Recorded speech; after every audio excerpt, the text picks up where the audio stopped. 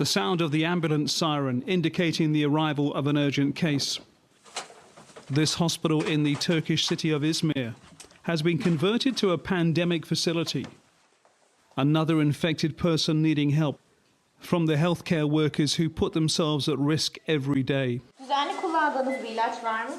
For the nurses on the front line, suddenly in the spotlight, this is simply their job. To others, they are the heroes of the fight against Covid-19.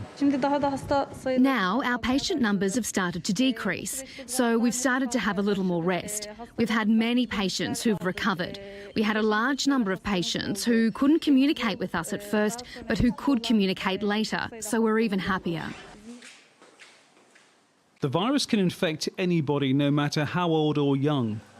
This newborn is being isolated and cared for, away from its mother, who tested positive for Covid-19. Caring for a baby barely days old, under current circumstances, has its own complications.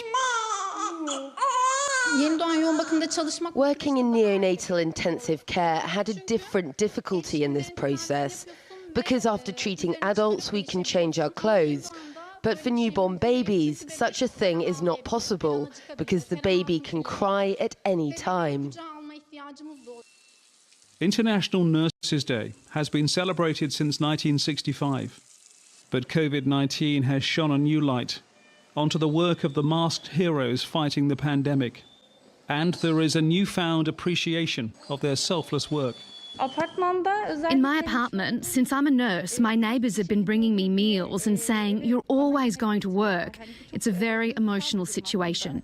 People, and even elderly people, have started giving me a seat on the bus, saying, "You've been working, come and sit." It cannot be expressed in words. It's such a good thing, and we appreciate it. Thank you so much. It's an appreciation that has been resounding across the world, along with regular applause for healthcare workers in many countries. Nurses are too often unseen and underpaid members of society.